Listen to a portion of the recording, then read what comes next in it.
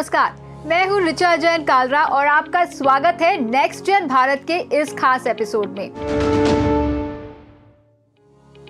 आज हर देश बाहरी और आंतरिक सुरक्षा से जूझ रहा है, चाहे आतंकवाद हो या साइबर क्राइम। बदलते समीकरण सुरक्षा एजेंसियों के लिए एक चुनौती साबित हो रहे हैं और इस चुनौती का समाधान है आधुनिक टेक्नोलॉजी। क्या भारत इन चुनौतियों से निपटने में सक्षम है? आइए जानते हैं कि हमारे देश में किस तरह की आधुनिक सुरक्षा टेक्नोलॉजी का इस्तेमाल किया जा रहा है और कैसे इस क्षेत्र में कार्य कर रही कंपनियों के लिए निवेश की संभावनाएं बढ़ रही हैं। ये है मुंबई सेंट्रल रेलवे स्टेशन। हर रोज यहाँ भारी तादाद में यात्रियों का आना जाना रहता है। इन यात्रियों की सुरक्षा का जिम्मा रेलवे प्रोटेक्शन फोर्स पर है, लेकिन इन सुरक्षा कर्मियों की तीसरी आंख के रूप में काम करते हैं 4K अल्ट्रा HD CCTV कैमरे। ये हाईटेक कैमरे फेशियल रिकॉग्निशन सिस्टम से लैस हैं।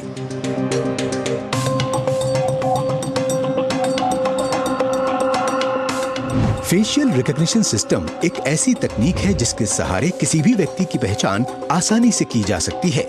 सुरक्षा की दृष्टि से अगर किसी अपराधी का डेटा सिस्टम में मौजूद हो और वो अपराधी कैमरे के सामने आए तो इस तकनीक के माध्यम से अपराधी को तुरंत पकड़ा जा सकता है।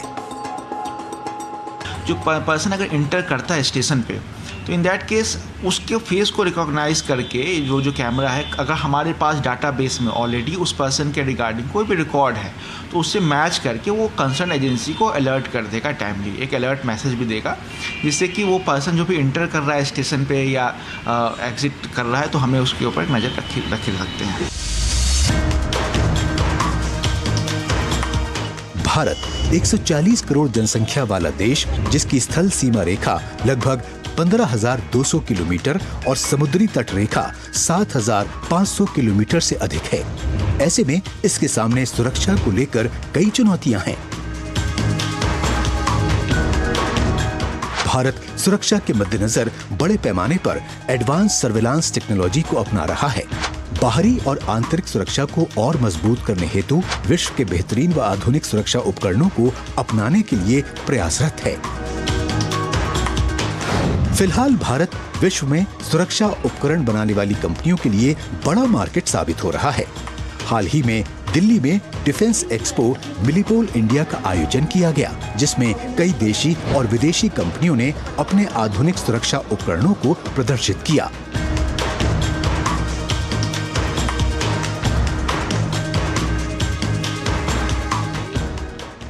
मिलीपोल इंडिया में प्रदर्शित किए गए कई उपकरणों में सबसे बड़े आकर्षण का केंद्र बने अलग अलग तरह के ड्रोन्स। ऐसा माना जा रहा है कि भारत ड्रोन टेक्नोलॉजी का हब बनने जा रहा है। फिक्की के अनुसार भारत में ड्रोन के उत्पादन की क्षमता साल 2030 तक तकरीबन 23 अरब डॉलर तक पहुंच जाएगी।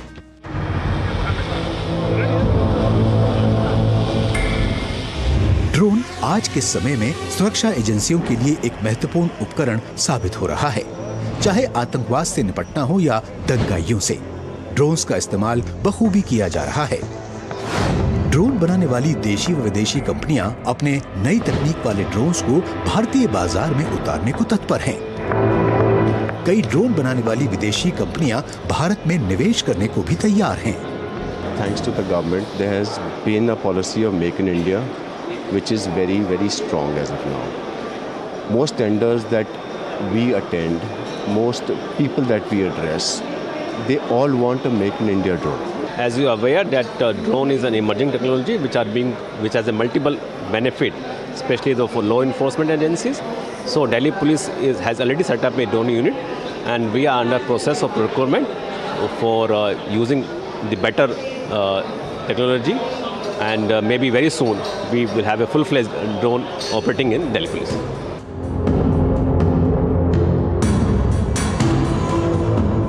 सुरक्षा को और बेहतर करने हेतु भारत में बड़े पैमाने पर काम होना है। इसी दिशा में सरकार टेक्नोलॉजी का इस्तेमाल करने पर जोर दे रही है, जिसमें देश भर में सुरक्षा कर्मियों को आधुनिक उपकरण व हथियार मुहैया करना शामिल है। कई विदेशी कंपनियों ने अपने सुरक्षा उपकरणों को प्रदर्शित किया, जैसे कि अत्याधुनिक हथियार और बुलेट प्रूफ जैकेट्स। भारत उन्नति की ओर अग्रसर है। देश भर में बड़े सम्मेलनों से लेकर अंतर्राष्ट्रीय प्रदर्शनियां आयोजित की जा रही हैं। अब चाहे विदेशी मेहमानों को सुरक्षा मुहैया कराना हो या देश के नागरिकों को, सरकार आधुनिक सुरक्षा टेक्नोलॉजी का इस्तेमाल करने पर बल दे रही है। इससे सुरक्षा के क्षेत्र से जुड़ी कंपनियों के लिए निवेश की संभावनाएं बढ़ी हैं।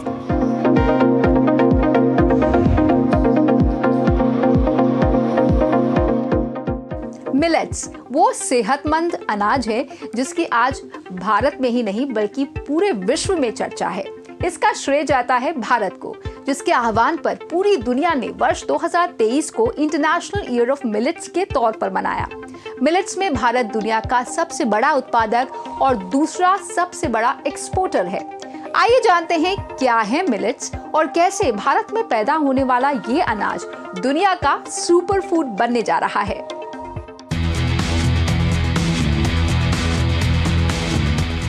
इंडोनेशिया की राजधानी जकार्ता में आयोजित आसियान इंडिया मिलेट्स फेस्टिवल 2023।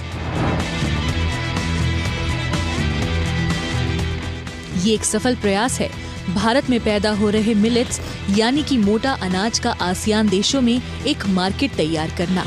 यहाँ भारत की कई कंपनियों और स्टार्टअप्स ने उत्पाद प्रदर्शित किए और मिलेट्स के बारे में लोगों को जागरूक करने के लिए विभिन्न वर्कशॉप भी आयोजित हुई। It's an excellent initiative to support startups of India. We are one of the leading millet startups in India. We are based out of Mumbai, but we work with different small-scale farmers across India. So what we do is that we create value chains end-to-end with different groups, and we source millets and we are doing value-added products. भारतीय market और इसके value added उत्पादों को दुनिया भर में लोकप्रिय बनाने के लिए अंतर्राष्ट्रीय स्तर पर सरकार प्रयासरत है। आइए जानते हैं आखिर मिलेट्स क्या है। मिलेट्स जिसे मोटा अनाज बोला जाता है, इसमें बाजरा, ज्वार, रागी, कंगनी, कुटकी, कोदो, सवा आदि अनाज शामिल होते हैं। मिलेट्स की खेती करने के लिए अन्य फसलों की तुलना में 2.5 गुना कम पानी की आवश्यकता होती है। इन्हें पहाड़ी, तटीय, वर्षा, सूखा आदि इलाकों में कम लागत में उगाया जा सकता है। राजस्थान, महाराष्ट्र, कर्नाटक, आंध्र प्रदेश और मध्य प्रदेश ये भारत के कुछ ऐसे राज्य हैं जहां विभिन्न प्रकार के मिलेट्स का उत्पादन भारी तादाद में होता है। मिलेट्स का उत्पादन जितना देश में बढ़ेगा, ये किसानों के लिए एक गेम चेंजर साबित होगा। मिलेट्स पोषक तत्वों से भरपूर होते हैं। विशेषज्ञों के अनुसार इनमें calcium, iron, zinc, potassium, magnesium, phosphorus आदि शामिल होते हैं, जो स्वास्थ्य के लिए बेहद लाभकारी हैं। कुछ दशकों पहले भारत में मिलेट्स एक प्रमुख अनाज हुआ करते थे, पर समय के साथ इनका महत्व कम होता गया और केवल गेहूं और चावल का उत्पादन बढ़ा। पिछले कुछ वर्षों से सरकार ने मिलेट्स के इस्तेमाल पर जोर दिया है, ताकि स्वास्थ्य के साथ साथ भारत में मिलेट्स का उत्पादन करने वाले किसानों को लाभ मिल सके। We are the largest producer and second largest exporter of Sri Anna in the world. We grow several types of Sri Anna, such as Sri Anna Jowar, Sri Anna Ragi, Sri Anna Bajra, Sri Anna Kutu, Ramdana, Kangni, Kutni, Kutki, Kodo, China and Sama. Millets की खेती और खपत बढ़ाने के लिए भारत सरकार ने कई कदम उठाए हैं। वर्ष 2018 में राष्ट्रीय मिलेट वर्ष मनाया गया। इसी वर्ष इसे न्यूट्रिशन मिशन के तहत भी शामिल किया गया। वहीं पौष्टिक आहार लेने के लिए लोगों का बढ़ता रुख और क्लाइमेट चेंज की परिस्थितियों को देखते हुए सरकार ने किसानों के लिए इसे सुनहरे अवसर के तौर पर देखा।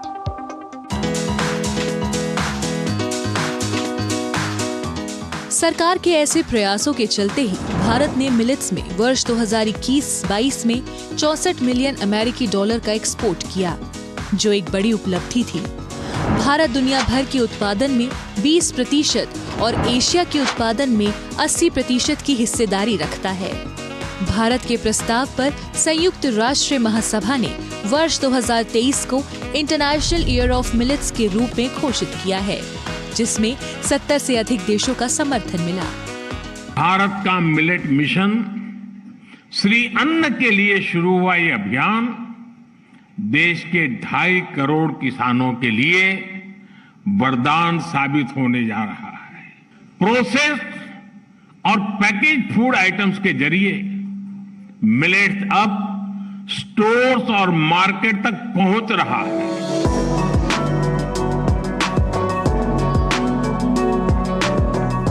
मिलेट्स का प्रचार करने हेतु देश में आयोजित कई अंतर्राष्ट्रीय सम्मेलनों में मेहमानों को मिलेट से तैयार भोजन कराया जाता है। हाल ही में आयोजित G20 सम्मेलन में मिलेट से तैयार भोजन को पसंद किया गया। देश में मिलेट से जुड़ी कई कंपनियां ready to eat, ready to cook और रेडी टू सर्व उत्पादों को बढ़ावा दे रही हैं। भारत में इस समय 200 से अधिक ऐसे स्टार्टअप्स को सरकार समर्थन दे रही है। During ASEAN India Summit, one of the joint statement which was adopted was on food security. And millet is of course one of the important elements for ensuring food security. So this goes very well in the overall framework of our relationship. पूरी दुनिया अब तक इस पौष्टिक अनाज से अनजान थी और भारत में इसका खजाना छुपा हुआ था। इसे लंबे समय तक नजरअंदाज किया जाता रहा, लेकिन भारत ने अपने ठोस प्रयासों से इस क्षेत्र में अब क्रांति ला दी है। इससे किसानों की आय में वृद्धि तो होगी ही, साथ ही देश के विकास में इस क्षेत्र का महत्वपूर्ण योगदान होगा।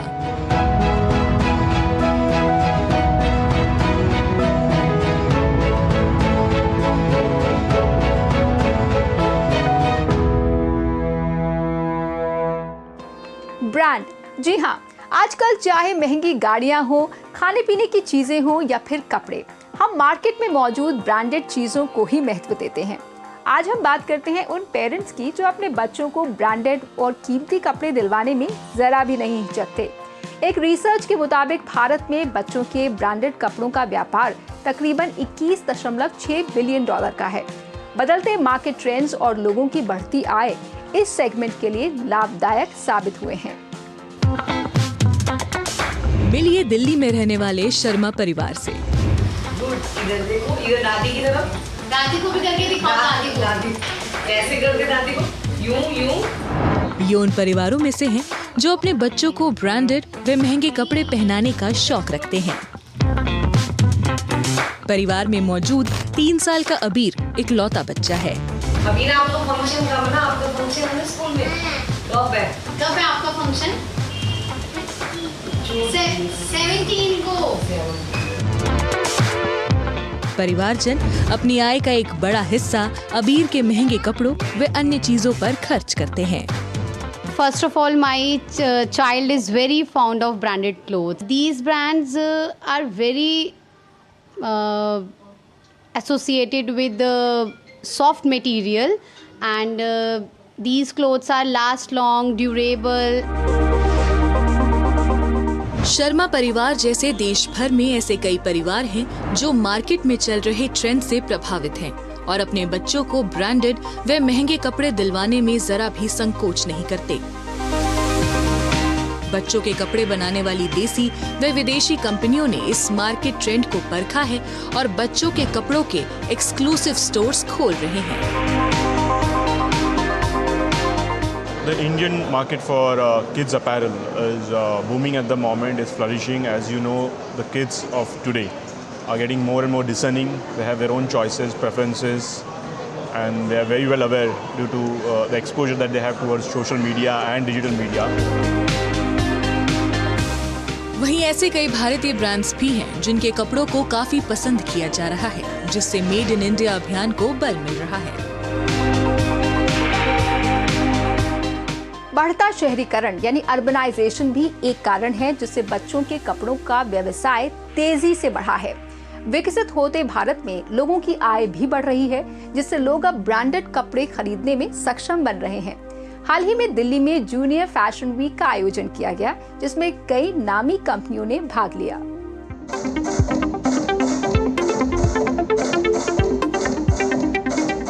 राजधानी दिल्ली में आयोजित हुआ जूनियर फैशन वीक का 78वां एडिशन बच्चों और उनके माता पिता के लिए बेहद ही खास रहा।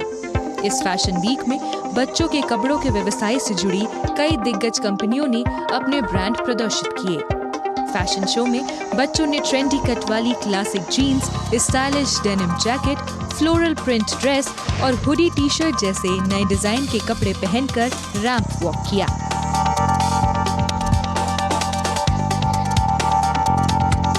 Initially, when we used to see there were different brands for adults, but we used to find very less brands for kids.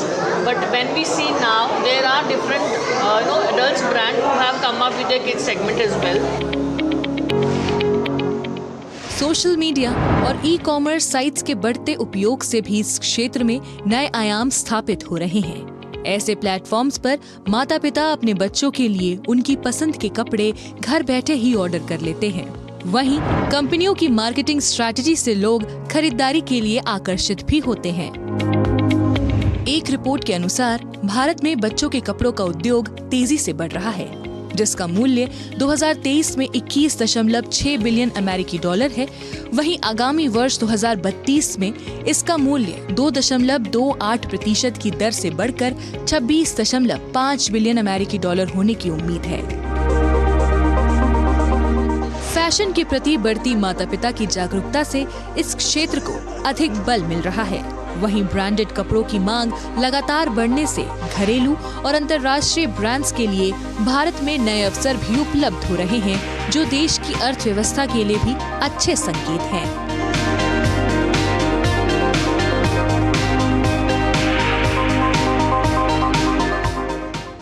एक समय था जब भारत में विकलांग व्यक्तियों को समाज में वो समान अधिकार नहीं मिल पाते थे जिनके वो हकदार थे, लेकिन बदलते समय के साथ आज भारत में विकलांगों को दिव्यांग कहा जाने लगा है और उनकी दिव्य क्षमता को उचित सम्मान दिया जा रहा है। आज चाहे कला हो, खेल हो या व्यापार, हर क्षेत्र में दिव्यांगजन बढ़ चढ़कर हिस्सा ले रहे हैं। आइए मिलते हैं कुछ ऐसे ही प्रेरणादायी दिव्यांगजनों से जिनकी सफलता में विकलांगता रुकावट नहीं बनी है, और जानते हैं कैसे भारत में दिव्यांगजनों को सक्षम और सशक्त बनाया जा रहा है, जिससे वो पूरी दुनिया के लिए एक मिसाल बन रहे हैं।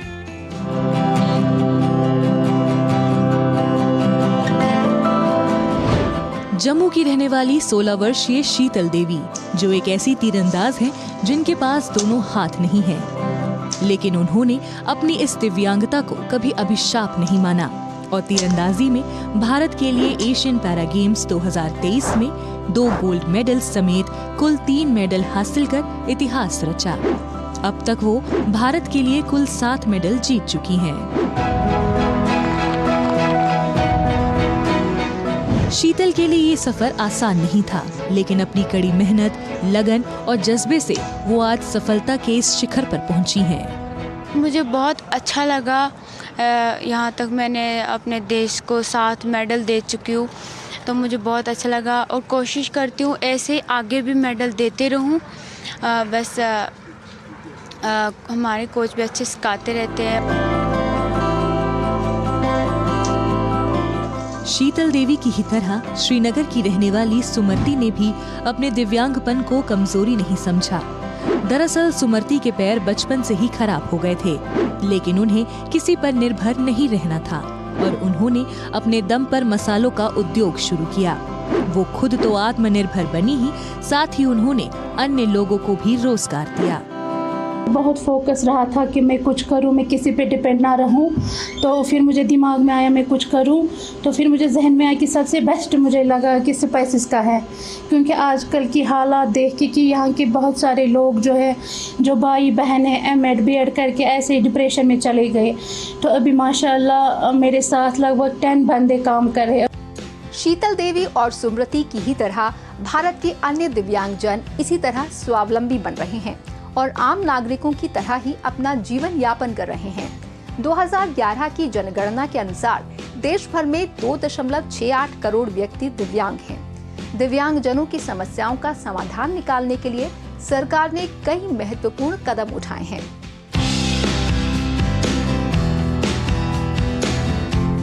देश में दिव्यांगजनों के जीवन को और बेहतर बनाने के लिए सरकार सुगम्य भारत अभियान चला रही है। इसके अंतर्गत देश भर में दिव्यांगजनों के लिए एक ऐसा सुखद वातावरण तैयार किया जा रहा है जिससे उन्हें किसी भी सार्वजनिक स्थान पर बाधा न हो। उदाहरण के तौर पर जैसे रेलवे स्टेशन पर रोजाना भारी संख्या में दिव्यांगजन आते हैं। इसी अभियान के तहत स्टेशनों पर दिव्यांग अनुकूल सुविधाएं प्रदान की जा रही हैं, जिनमें लिफ्ट, एस्केलेटर, रैंप, दृष्टि बाधित यात्रियों के लिए ब्रेन लिपि साइनेजेस, विशेष पार्किंग और दिव्यांग शौचालय जैसी सुविधाएं प्रदान की जा रही हैं। इसी तरह हवाई अड्डों, बसों और सरकारी भवनों पर भी दिव्यांग अनुकूल सुविधाएं उपलब्ध हो रही हैं। सार्वजनिक स्थानों को बसों, रेलों और दूसरे दफ्तरों को दिव्यांगों के लिए फ्रेंडली बनाने पर बल दिया जा रहा है। दिव्यांगों को एक स्थान से दूसरे स्थान पर जाने के बाद दिक्कत कम हो, इसलिए कॉमन साइन लैंग्वेज भी विकसित की गई है। दिव्यांगजनों की भागीदारी को और बढ़ाने के लिए सरकार ने दिव्यांगजन अधिकार अधिनियम 2016 पारित किया। इसके अंतर्गत विकलांगता की श्रेणियों को अब 7 से बढ़ाकर 21 कर दिया गया है। अब तक शिक्षा और नौकरी में दिव्यांगजनों को 3% का आरक्षण दिया जाता था, लेकिन इस अधिनियम के बाद इसे बढ़ाकर 4% कर दिया गया। वहीं इस अधिनियम के तहत बेंचमार्क विकलांगता से पीड़ित 6 से 18 वर्ष तक के बच्चों के लिए निःशुल्क शिक्षा जैसी व्यवस्थाएं की गई हैं। दिव्यांगजनों के लिए समय समय पर विशेष कार्यक्रम आयोजित किए जाते हैं, जहां उनके द्वारा किए गए सराहनीय कार्यों को सम्मानित किया जाता है। हाल ही में अंतर्राष्ट्रीय दिव्यांगजन दिवस पर राष्ट्रपति द्रौपदी मुर्मू द्वारा कई दिव्यांगजनों को राष्ट्रीय पुरस्कार से सम्मानित किया गया, जो दिव्यांगों के सशक्तिकरण के लिए बेहतरीन कार्य कर रहे हैं। मुझे ये जानकर और देखकर बहुत खुशी होती है कि पिछले कुछ वर्षों में दिव्यांगजनों के प्रति समाज के दृष्टिकोण में बदलाव आया है और उनकी उपलब्धियों में सराहनीय वृद्धि हुई है। इसके लिए मैं सभी स्टेक होल्डर्स को बहुत बहुत बधाई देती हूँ।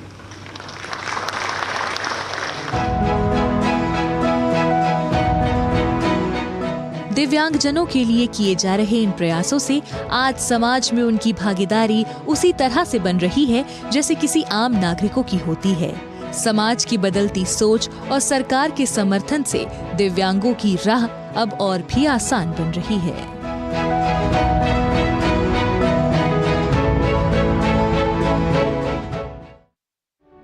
आज के शो में फिलहाल इतना ही। हमसे जुड़ने के लिए आपका धन्यवाद। आप सभी से फिर मिलेंगे नेक्स्ट जन भारत के अगले एपिसोड में। नमस्कार।